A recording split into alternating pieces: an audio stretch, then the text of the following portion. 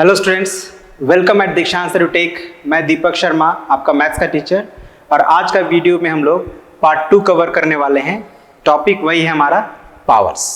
ठीक है, तो आइए हम लोग एक बार देख लें कि हम लोग इस वीडियो में क्या क्या कवर करने वाले हैं, और एक बार थोड़ा सा पार्ट 1 में क्या हमने कवर किया था उस पर भी चर्चा कर लेते हैं। ठीक है, तो बेसिकली ये जो दो टॉपिक्स हैं हमारे फर्स्ट एंड सेकेंड, इसको हमने पार्ट 1 में कंप्लीट किया था। पार्ट 1 में हमने इस फर्स्ट टॉपिक से रिलेटेड न्यूमेरिकल्स भी किया था, बट सेकंड जो टॉपिक है हमारा, इससे रिलेटेड न्यूमेरिकल्स बाकी है, तो उसको हम लोग करेंगे। और उसके बाद जो हमारे बचे हुए टॉपिक्स हैं थर्ड एंड फोर्थ, इसको भी हम लोग इस पार्ट में कंप्लीट करने का प्रयास करेंगे। ठीक है, अगर कुछ बच जाता है, जैसे न्यूमेरिकल्स कुछ बच जाते हैं, तो उसको हम लोग समय को देखते हुए नेक्स्ट पार्ट में कवर कर लेंगे। But we will try to complete the numerical as well in this part. Okay, कोशिश करेंगे कि इसी पार्ट में न्यूमेरिकल्स भी हम लोग का हो जाए। तो आइए शुरू करते हैं।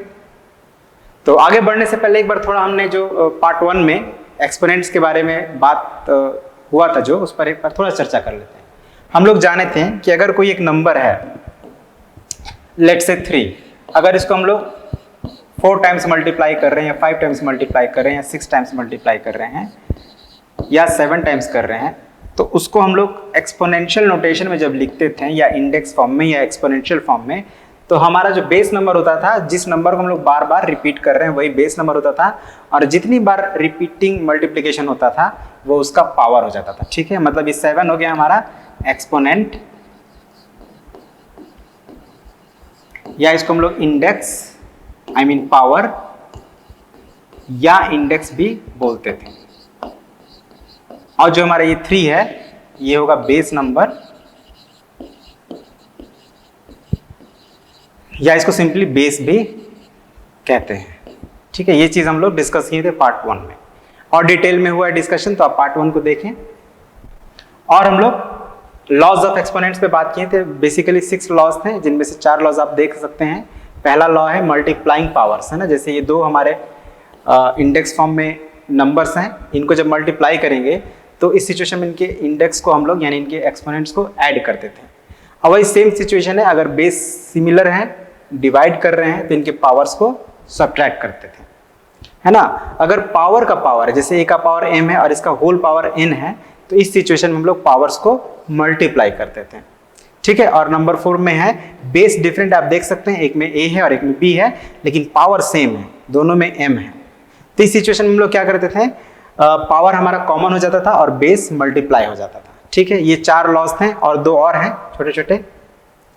ओके, तो 2 मिसिंग है यहाँ पे, बट हम लोग चर्चा कर लेंगे। सिंपल लॉस थे, जैसे हमारा 4th लॉ से रिलेटेड ही है। जैसे यहाँ पे मल्टीप्लाई है, तो इसी के आगे अगर डिवीजन लग रहा हो, ठीक है ना, बेस डिफरेंट है, पावर सेम है, और डिवीजन का साइन हो, तो हम लोग क्या करेंगे, बेस को डिवाइड करेंगे, अब पावर हो जाएगा कॉमन।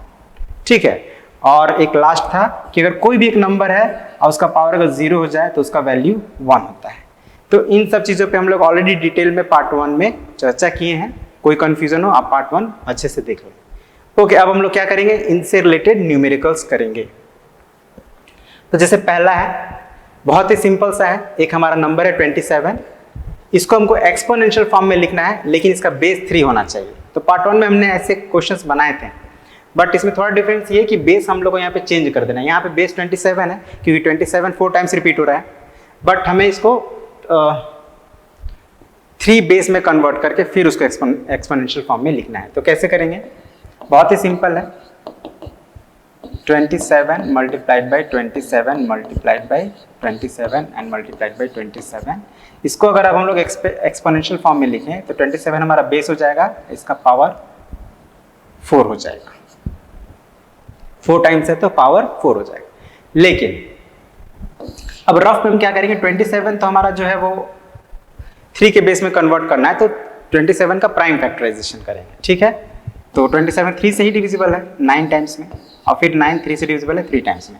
मतलब 27 हमारा क्या हो गया, 3 times 3 times 3 means 3 raise to the power 3 हो रहा है। मतलब अब हम क्या करेंगे, 27 के प्लेस पे लिख देंगे 3 रेज टू द पावर 3, और इनका होल पावर क्या है हमारा 4।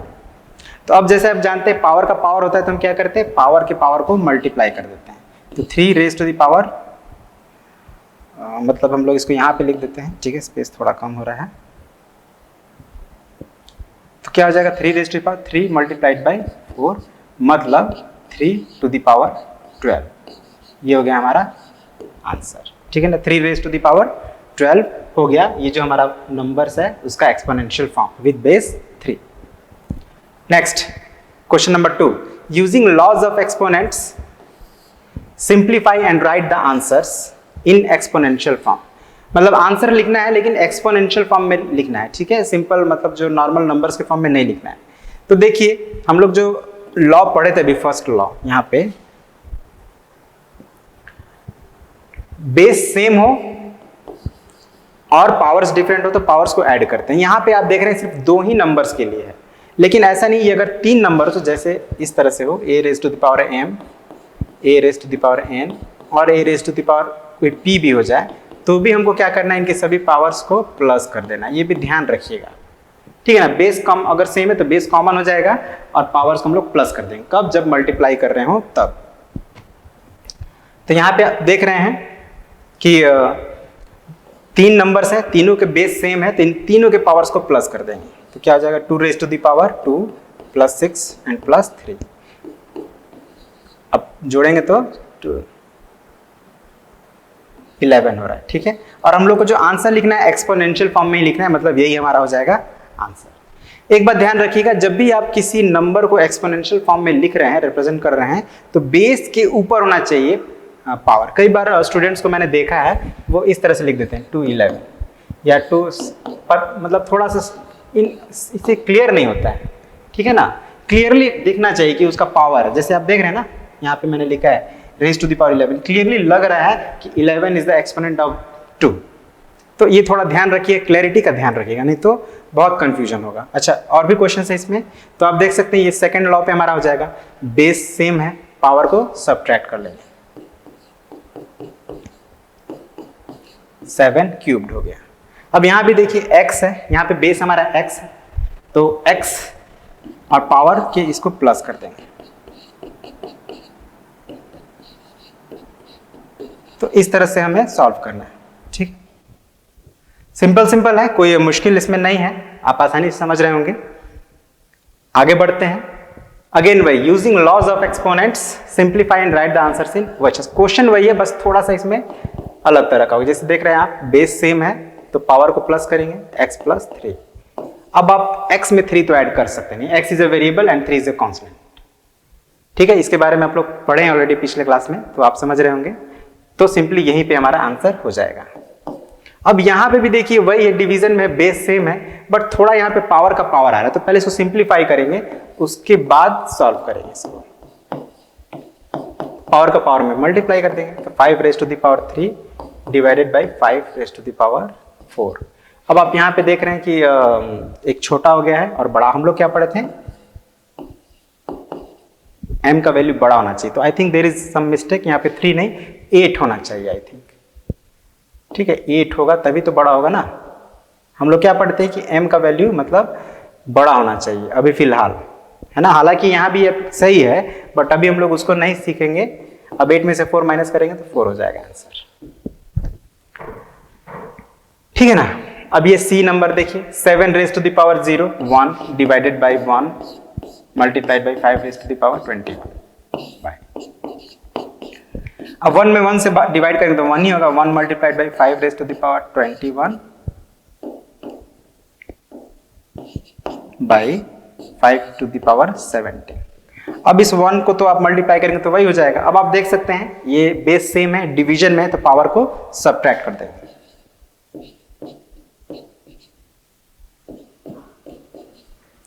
4, ठीक है। तो इस तरह से हम लोग अपना आंसर फाइंड करेंगे। Next, simplify and right in simplified form. Simplify and right in simplified form मतलब यहां पे हमें एक्सपोनेंशियल फॉर्म में नहीं लिखना है, सिंपल फॉर्म में लिखना है। अब इसको हम लोग कैसे सॉल्व करेंगे, ये थोड़ा कॉम्प्लिकेटेड दिख भी रहा है और है भी, ठीक है। तो लेकिन हम लोग कुछ अगर स्टेप्स को फॉलो करेंगे तो हम लोग आसानी से ऐसे क्वेश्चंस को सॉल्व कर पाएंगे। ठीक है ना। करना क्या है, सबसे पहले तो हमें देखना है कि यहाँ पे जो हमारे बेस नंबर्स दिए गए हैं 12, 9, 4, 6 और 8, 27, ये सभी के सभी एक कॉम्पोजिट नंबर्स हैं ना, मतलब प्राइम नंबर्स नहीं है। तो हमको क्या करना है, इन सबको सबसे पहले प्राइम फैक्टराइजेशन कर लेना है। ठीक है, कैसे करेंगे, तो सिंपल नंबर से हम लोग आसानी से कर सकते हैं इसको। आप 12 को लिख सकते हैं यहाँ पे, देखिएगा यही थोड़ा बस समझ लेना है आपको। 12 को लिख सकते हैं अगर प्राइम फैक्टराइजेशन करेंगे आप, 12, 9, 4, 6, 8, 27 यही नंबर है ना, हम लोग यहाँ पे कर लेते हैं। 12 हो जाएगा 2, 2 ज़ा 4, 3 ज़ा 12, 9 हो जाएगा 3 टाइम्स 3, 2 टाइम्स 2, 6, 2 टाइम्स 3,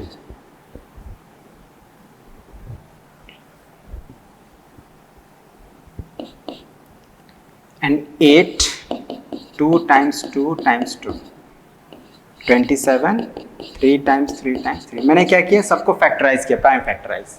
ठीक है, प्राइम फैक्टराइजेशन कैसे करते हैं हम लोग जानते हैं ऑलरेडी, तो उसी तरह से हम लोग प्राइम फैक्टराइजेशन कर लेंगे। मैंने सीधे सीधे लिख दिया है। अब आप इसको एक्सपोनेंशियल फॉर्म में करें तो ये हो जाएगा 2 raised to the power 2 multiplied by 3, 3 raised to the power 2, या सिंपली 2 स्क्वायर, इसमें तो डिफरेंट है, 2 raised to the power 3 and 3 raised to the power 3। ठीक है, ये हमने रफ वर्क कर लिया अपना। अब हमको यही वैल्यू को यहाँ पे रखना है, तो 12 के प्लेस पे हम क्या लिखेंगे, 2 स्क्वायर इंटू 3, इसका होल पावर क्या हो जाएगा 4। देख रहे हैं आप 4 है। अब 9 है 3 स्क्वायर, अब इसका होल पावर 4। अब 4 को हम लोग लिख सकते हैं 2 स्क्वायर, अब इसका तो कोई होल पावर है नहीं। अब 6 के लिए लिखेंगे 2 मल्टीप्लाइड बाई 3, 8 के लिए लिखेंगे 2 रेज टू द पावर 3 और होल पावर 2, और 27 के लिए 3 रेज टू द पावर 3। क्या किए हम लोग, जितने भी यहाँ पे बेस नंबर्स थे सबको हमने जो फैक्टराइज किया था उसी के बेस पे लिख दिया, कुछ नहीं किया हम लोग। अब हम लोग अपना एक्सपोनेंशियल लॉ को यूज करेंगे और इसको सिंप्लीफाई करते जाएंगे 1 बाई 1। तो आप देख सकते हैं यहाँ पे 2 स्क्वायर, अब यहाँ पे देखिए ये एक अलग नंबर है, ये एक अलग नंबर है, और दोनों का होल पावर 4 है। मैंने आपको बोला था ये उल्टा भी याद रखना हम लोग को, है ना, यहाँ पे उल्टा भी याद रखना। जैसे ये अगर आप देख सकते हैं a multiplied by B to the whole power m है, तो इसको हम लोग सेपरेट लिखेंगे तो क्या करेंगे, जो पावर है वो हमारा दोनों बेस के साथ आ जाएगा, है ना। तो इसी लॉ को यूज करके हम लोग क्या करेंगे, यहाँ पे इसको अलग अलग करेंगे। तो ये 2 स्क्वायर है अलग, अब इसका ये जो पावर 4 है ना, दोनों ही का कॉमन पावर 4 है, तो ये पावर 4 इसके साथ भी आ जाएगा और 3 के साथ भी आ जाएगा। अब यहाँ पे हमारा ये कंप्लीट हो गया, ये पार्ट हमारा यहाँ पे ये इसके बराबर हो गया। अब ये जो ये वाला पार्ट बचा, इसको हम लोग लिखते हैं 3। अब यहाँ पे आप देख रहे हैं 2 इंटू 4 कर सकते हैं, पावर का पावर है, और ये 2 का स्क्वायर है। अब इसको ऐसे ही लिखते हैं। अब यहाँ फिर उसी तरह से 2 raise to the power 3 into 3 raise to the power 3, है ना। ब्रैकेट जब हम हटाएंगे तो ये 3 जो पावर है दोनों के साथ आ जाएगा। यहाँ पावर का पावर है, ठीक है, हो गया। अब और सिंप्लीफाई करेंगे तो यहाँ पे देखिए पावर का पावर है, तो 2 रेज टू द पावर 2 4 जा 8 हो जाएगा, 3 raise to the power 4, 3 raise to the power 8, 2 raise to the power 2, 2 raise to the power 3, 3 अब cubed, 2 raise to the power 6, 3 cube. अब आप यहाँ पे ध्यान दें तो आप देखेंगे कि यहाँ पे सिर्फ 2 है और 3 है, यही दो फैक्टर्स है। तो हम लोग क्या करते हैं, 2 जो 2 बेस वाले नंबर से उनको एक साथ और 3 बेस वाले को एक साथ कर देते हैं। तो क्या पाएंगे आप, 2 रेज टू द पावर 8 और ये 2 स्क्वायर को एक साथ हमने कर दिया, है ना। इसको और इसको एक साथ लिख दिए, अब ये अपना ऑटोमेटिक एक साथ हो गया।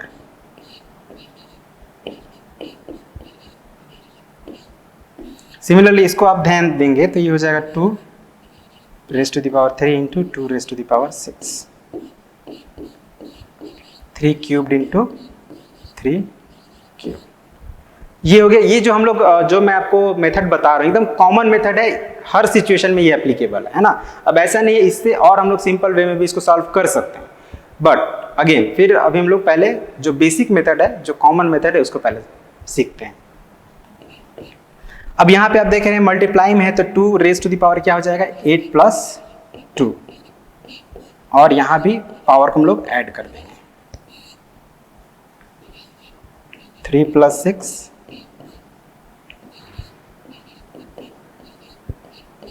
अब इसके आगे क्या होगा 2 raise to the power 10 and 3 raise to the power 12, 2 raise to the power 9, 3 raise to the power 9। ठीक है, अब यहां से हम लोग क्या करेंगे, चलिए इसको हम लोग नेक्स्ट स्टेप में, नेक्स्ट पेज पे करते हैं।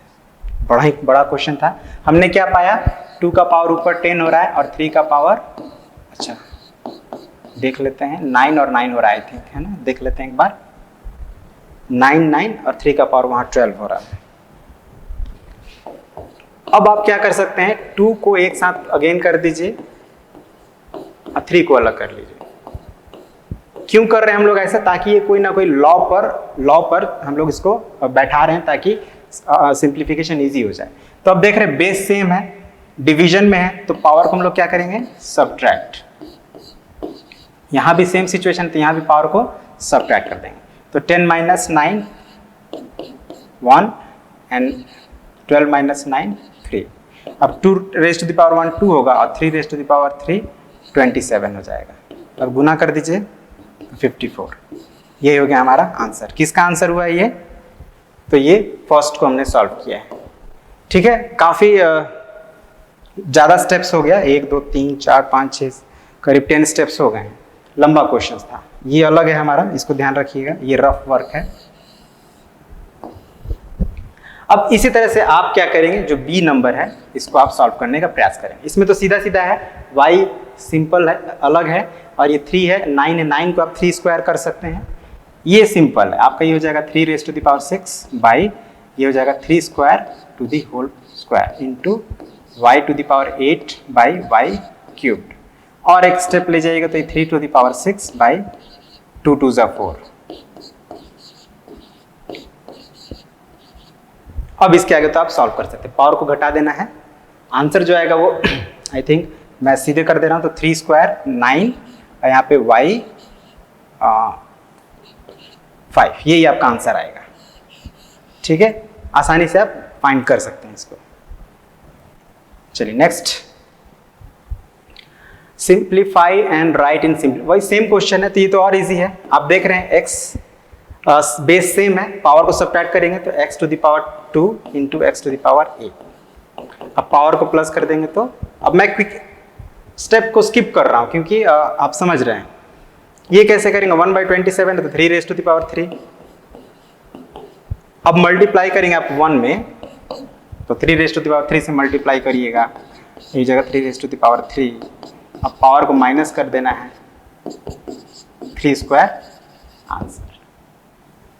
ठीक है, देख लीजिए, बहुत सिंपल है ना। थोड़ा सा आपको अपना लॉजिक यूज करना है और लॉज को यूज करना है। लॉजिक एंड लॉज दोनों मिल, अगर आप यूज करते हैं अच्छे से, आप आसानी सॉल्व कर लेंगे। अब again, express each of the following as the product of prime factors in exponential form. तो करना क्या, देखिए बहुत इजी है, हर एक नंबर को आपको फैक्टराइज करना है। ठीक है, जैसे 625 को फैक्टराइज करिएगा तो ये हो जाएगा 5 × 4। 128 को करिएगा तो अभी 2 का पावर 7 आपको याद होगा, 7 टाइम्स हो रहा था ये।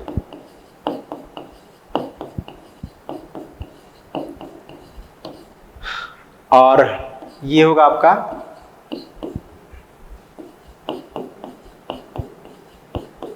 5 टाइम्स हो गया। अब इसी को आपको क्या करना है, एक्सपोनेंशियल फॉर्म में लिख देना, 5 raise to the power 4, 2 raise to the power 7। अब ये मैंने कैसे किया, तो प्राइम फैक्टराइजेशन करके मैंने किया। ठीक है ना, तो आप रफ में इसको प्राइम फैक्टराइजेशन करेंगे और फिर इस तरह से आप इसको लिख देंगे। अभी 5 2 3 कोई बेस सेम नहीं है, कोई पावर सेम नहीं है, तो फर्दर हम इसको आगे प्रोसेस नहीं कर सकते, यही हमारा आंसर हो जाएगा। ठीक है, इसी तरह बी आप बनाएंगे, सिंप्लीफाई। अगेन ये भी वैसा ही है, आप देखिए ये हो जाएगा 3 रेज टू 5 2 × 10 into 7 का power 3, 3 raise to the power 3 3 9 into 7 का पावर 2। अब क्या करेंगे, 10 में से 9 को सब्ट्रैक्ट करेंगे, 3 में से 2 को सब्ट्रैक्ट करेंगे तो हमारा आ जाएगा 3 इंटू 7 21। ठीक है, अब यहाँ पे आपको थोड़ा सा फैक्टराइज करना पड़ेगा। 5 क्यूब, 8 को आप लिख सकते हैं 2 क्यूब और 5t पावर 8। यहाँ पे आपको 5000 हो जाएगा 5 इंटू 1000 t क्यूब। अब आप देखिए ये 5 से तो ये 5 कैंसिल हो जाएगा, एक एक जो होते जा रहा, जो सिंपल कर सकते हैं यहीं पे कर लेते हैं। ठीक है, और अब हम लोग को 1000 को भी फैक्टराइज करना पड़ेगा।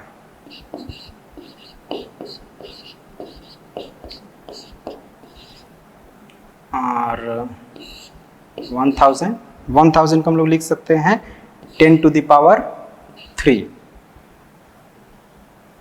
और ये हो गया टी। ठीक है ना, टी क्यूब को हमने टी का पावर 8 के साथ लिख दिया। ठीक है, कोई दिक्कत नहीं है, बात एक ही है।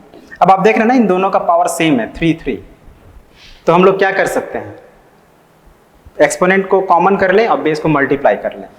तो 5 into 2 raise to the power 3 by 10। यहाँ पे तो आप क्या करेंगे, पावर को माइनस कर लेंगे, तो ये हो जाएगा आपका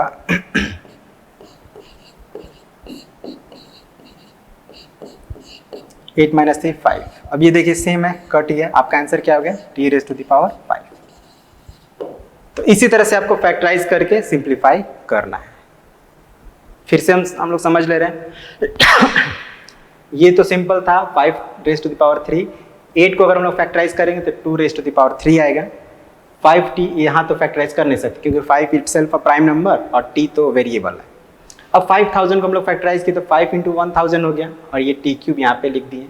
5 से 5 को हम कटा दिए, थोड़ा सिंपल कर लिए, तो बचा क्या, 5 का पावर 3, 2 का पावर 3, t का पावर 8 और नीचे 1000 को हम लोग फैक्टराइज किए तो 10 का पावर 3 हो गया और यहाँ पे ये टी क्यूब को इसके साथ लिख दिए। अब ये पावर कॉमन हो गया, मल्टीप्लाई कर दिए, कट गया, आंसर आ गया। ठीक है, तो सी को आप इसी तरह से सॉल्व कर सकते हैं।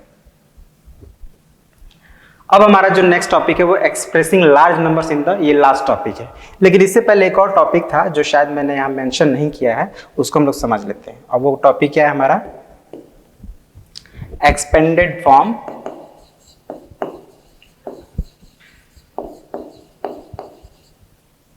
एज एक्सपोनेंट्स, आई थिंक यही था, यूजिंग एक्सपोनेंट्स। ठीक है, एक्सपेंडेड फॉर्म यूजिंग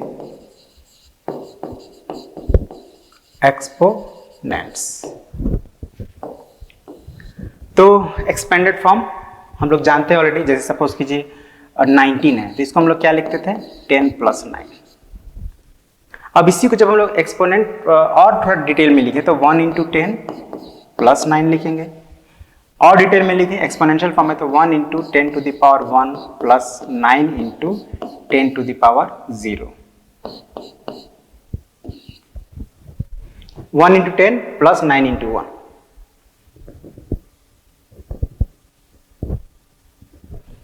टेन को हम लोग लिख सकते हैं ना 1 इंटू 10 प्लस 9 इंटू 1। क्यों, क्योंकि 9 वंस प्लेस पे है, 9 वंस प्लेस पे और 1 टेंस प्लेस पे, तो 1 इंटू 10 प्लस 9 इंटू। एक और नंबर लेते हैं 3 डिजिट नंबर 245, तो क्या लिखेंगे इसको, 2 इंटू 100 लिख सकते हैं। क्लास 6 में इस तरह से आपने एक्सपेंडेड फॉर्म एक्सपेंड करना सीखा था, 2 into 100 plus 4 into 10 plus 5 into 1। अब 2 इंटू 100 को लिख सकते हैं 2 इंटू 10 टू द पावर 2, क्योंकि 10 का स्क्वायर जो होता है 100 होता है। अब ये 10 को हम लिख सकते हैं 10 टू द पावर 1, और आप जानते हैं कि किसी भी नंबर का जब पावर 0 होता है तो उसका वैल्यू 1 हो जाता है, तो 1 के प्लेस पे हम लिख सकते हैं 10 रेज़ टू द पावर 0। अब आप क्या देख रहे हैं, हर एक टर्म जो हमारे यहाँ पे था, हर एक डिजिट 2 का प्लेस वैल्यू ऐसे हो गया 2 into 10 to the power 2, 4 into 10 to the power 1, 5 into 10 to the power 0। मतलब इसका आप देख रहे हैं पावर जो बढ़ता जा रहा है राइट हैंड साइड से, 0 1 2। ठीक है ना, तो ये एक हम लोग एक्सपोनेंट्स के हेल्प से किसी नंबर को एक्सपेंडेड फॉर्म में भी लिख सकते हैं। और चलिए हम लोग जब न्यूमेरिकल करेंगे तो और ये क्लियर हो जाएगा। अब आते हैं लास्ट टॉपिक, हमारा इस टॉपिक पर का जो लास्ट सब टॉपिक है वो है expressing large numbers in the standard form, या उसी को हम लोग साइंटिफिक फॉर्म भी कहते हैं। ठीक है, तो अब ये है क्या, तो any number can be expressed as a decimal number, any number can be expressed as a decimal number between 1.0 and 10.0। 1.0 और 10.0 के बीच में कितने भी बड़े नंबर को हम लोग एक्सप्रेस कर सकते हैं। ठीक है, कैसे करेंगे, तो by multiplying by power of 10, उसमें हमको पावर ऑफ 10 यूज करना पड़ेगा। बिना पावर ऑफ 10 को यूज किए हम लोग किसी भी नंबर को 1.0 और 10.0 के बीच में एक्सप्रेस नहीं कर सकते। और जब हम लोग पावर ऑफ 10 के फॉर्म में उसको एक्सप्रेस करते हैं तो वही फॉर्म क्या कहलाता है, हमारा स्टैंडर्ड फॉर्म या साइंटिफिक फॉर्म। अब एग्जांपल में देखिए, ये एक नंबर है, एक डेसिमल नंबर है, इसको हम लोग 1.0 और 10.0 के बीच में including 1.0 multiplied by power of 10 के फॉर्म में कैसे एक्सप्रेस करेंगे, देखिए।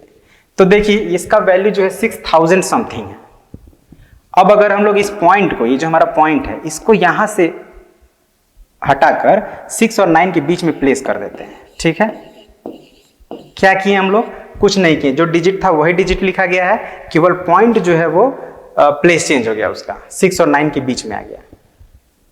ठीक है, तो अब करना क्या है, हमको इसको फिर मल्टीप्लाई करना पड़ेगा 10 पावर ऑफ 10 से। अब 10 का पावर यहां पे क्या आएगा, तो ध्यान देना है, जब पॉइंट लेफ्ट साइड मूव करता है तो 10 का पावर इंक्रीज करता है, बढ़ता है। ठीक है, तो अभी यहाँ पे 10 था ही नहीं, या हम इसको ऐसे लिख सकते हैं 10 raised to the power 0 लिख सकते हैं ना, यानी इसका पावर 0 है। लेकिन जैसे ही पॉइंट 3 डिजिट लेफ्ट आ गया, इसका पावर 0 + 3 हो गया, तो 0 + 3 कितना होता है, 3 होता है। मतलब ये जो हमारा नंबर है, जब हम इसको स्टैंडर्ड फॉर्म में लिखें तो इस तरह से लिखते हैं। सिमिलरली ये जो नंबर है, इसको हम लोग कैसे लिख सकते हैं, इंटू 10 to the power 0 लिख सकते हैं, क्योंकि 10 to the power 0 का वैल्यू 1 होता है। अब यहाँ पे पॉइंट तो आपको कहीं नहीं दिख रहा है, तो जब कहीं नहीं पॉइंट हो तो समझेंगे कि एकदम लास्ट में पॉइंट है। अब ये पॉइंट जो है लास्ट से उठकर कहाँ आएगा, 2 और 9 के बीच में।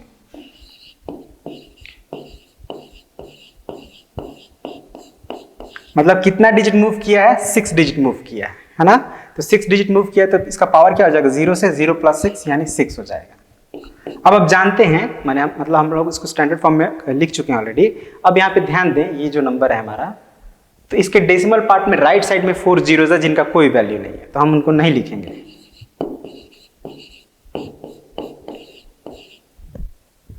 अब अगर आप ध्यान दें तो यहाँ पे जो हमारा नंबर आ रहा है 2.98, इसका वैल्यू 1.0 और 10.0 के बीच में आ रहा है, तो ये हमारा जो डिफिनीशन है उसको ही सेटिस्फाई कर रहा है। और 1 मल्टीप्लाइड बाई पावर ऑफ 10 है ना, ये number multiplied by power of 10, 10 का पावर यहाँ पे 6 है, तो उस फॉर्म में ये कन्वर्ट हो गया। तो ये जो नंबर है हमारा अब स्टैंडर्ड फॉर्म में हो गया है। अब हम लोग ऐसा कर क्यों रहे हैं, तो थोड़ा ध्यान दीजिएगा।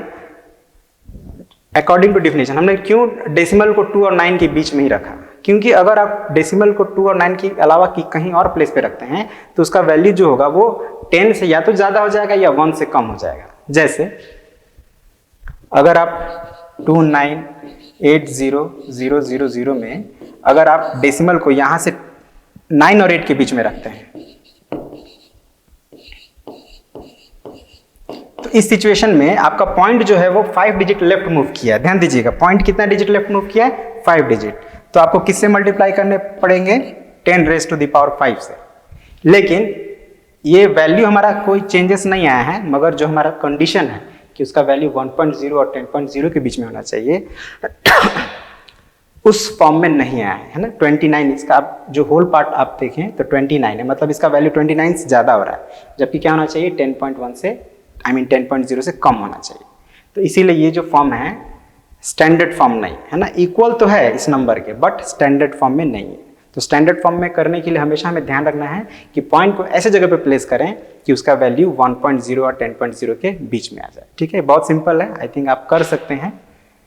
तो जो कंक्लूजन क्या निकला, तो कंक्लूजन एक चीज निकला, वो चीज ध्यान रखिएगा कि कोई भी नंबर का स्टैंडर्ड फॉर्म जो होगा वो k multiplied by 10 to the power n के फॉर्म का होगा। This is the standard form. जहाँ k का वैल्यू 10 से छोटा होगा और 0 से बड़ा होगा। यही बात आपको ध्यान रखना है। कोई भी नंबर ले लीजिए, ठीक है। अभी तो हम लोग जो नंबर ले रहे थे उसका वैल्यू 1 से बहुत ज़्यादा था, लेकिन अगर एक छोटा नंबर लेते हैं 0.00143, इसको अगर हमको स्टैंडर्ड फॉर्म में कन्वर्ट करना है तो कैसे करेंगे। अब इस सिचुएशन में देखिए इसका वैल्यू जो है 1 से बहुत कम है, तो हमको 1 से बड़ा लाना पड़ेगा। तो 1 से बड़ा लाने के लिए क्या करेंगे, पॉइंट को 1 और 4 के बीच में लिख देंगे, ठीक है। 1.43 के बीच में आ गया, मतलब ये जो पॉइंट है इस बार राइट साइड मूव किया है। तो आप ध्यान दें इस सिचुएशन में जो 10 का पावर होगा वो माइनस हो जाता है, ठीक है ना, कम हो जाता है। तो अभी 10 का पावर हम शुरू में तो 0 रहता है, अभी हम लोग जाने कि शुरू में 10 का पावर 0 रहेगा, लेकिन अब इस 10 का पावर क्या हो जाएगा, 3 कम हो जाएगा। मतलब 0 - 3 क्या होता है, -3 होता है, मतलब 10 का पावर -3 हो जाएगा, ठीक है। तो दो बात आप समझे, अगर decimal point right side move करेगा तो 10 का पावर कम होता है, और डेसिमल अगर लेफ्ट साइड मूव करेगा तो 10 का पावर रेज होता है, मतलब बढ़ जाता है, ठीक है। तो इन्हीं बातों का ध्यान देना है, तो फिर आप आसानी से सॉल्व कर पाएंगे। अब जैसे देखिए ये 3 क्वेश्चन, इसको मैं डायरेक्ट लिख दे रहा हूं। कैसे हुआ भाई, देख रहे हैं आप, इसका वैल्यू जो है लेफ्ट मूव किया ना, पॉइंट यहाँ पे था, यहाँ से कहाँ आ गया, यहाँ आ गया, 4 डिजिट लेफ्ट आ गया, तो 4 पावर इसका बढ़ गया। उसी तरह से बी और सी आप बनाएंगे, ठीक है ना, बहुत सिंपल है, हम लोग ऑलरेडी इस पर बहुत बात कर ली। अब ये एक्सपेंडेड फॉर्म में है ऑलरेडी, इसको हम लोग को इसका नंबर लिखना है। तो आप समझ सकते हैं कि अगर 10 का पावर 0 है, मतलब ये जो नंबर है ये वंस प्लेस पे होगा। तो आप क्या कर लीजिए, मार्क कर लीजिए ones, tens, hundreds, 1000, 10,000, lakh, 10 lakh, ऐसे कर सकते हैं आप। तो अगर पावर 0 रहे तो समझिए कि वंस प्लेस पे रहेगा उसका जो जिस नंबर से मल्टीप्लाई हुआ है।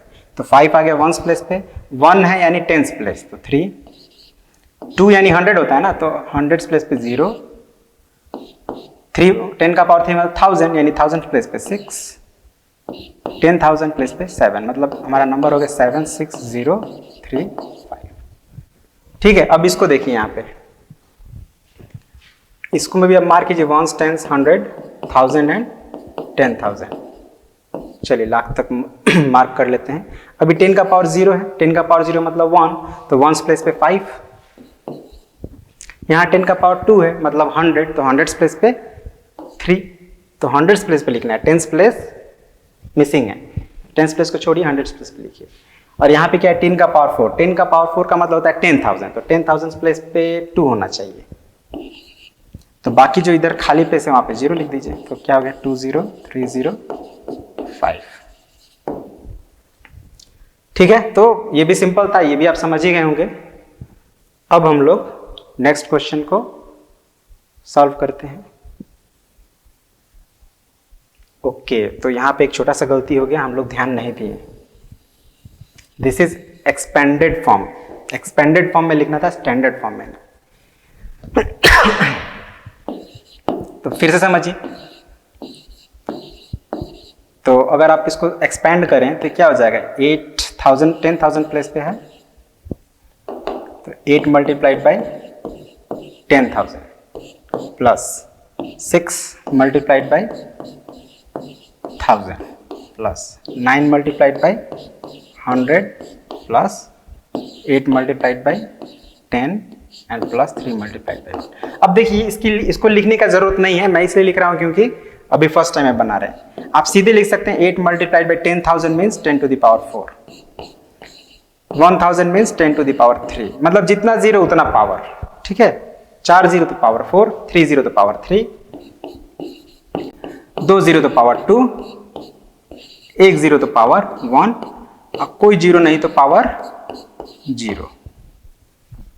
ये हो गया हमारा एक्सपेंडेड फॉर्म, ठीक है। तो इसी तरह से आप बी और सी को बना लीजिएगा। तो अब हम लोग स्टैंडर्ड फॉर्म पे बात करेंगे। तो ऑलरेडी जैसे कि मैंने चर्चा तो कर ही दिया है, तो मैं इसको आपके लिए छोड़ दे रहा हूं।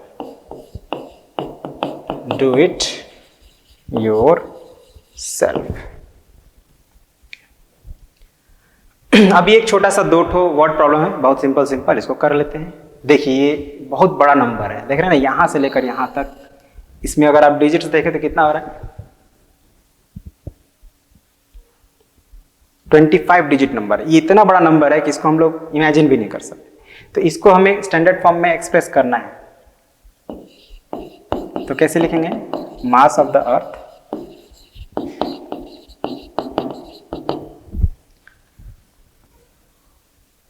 फाइव। चलिए आप क्या करेंगे, पॉइंट यहाँ पे कहीं नहीं है तो यहाँ पे है। अब इस पॉइंट को कहाँ लाएंगे हम लोग? तो 5 और 9 के बीच में यहाँ पे लाएंगे, 5.95 ठीक है। और कितना जीरो है यहाँ पे? 22 जीरो है। तो 22 जीरो आप लिखते हैं अगर डेसिमल पार्ट में राइट साइड में, तो उसका कोई वैल्यू होता नहीं है, तो हम क्यों लिखें? नहीं लिखेंगे, तो मल्टीप्लाइड बाई 10 कर देना है। अब 10 का पावर कितना रेज हो जाए, कितना बढ़ेगा? तो देखिए पॉइंट यहां से कितना डिजिट लेफ्ट आया है, तो 24 डिजिट गिनिएगा तो 24 डिजिट लेफ्ट आया है, यानी इसका पावर 24 बढ़ जाएगा। अब उसी तरह से आपको क्या करना, रेडियस ऑफ द अर्थ,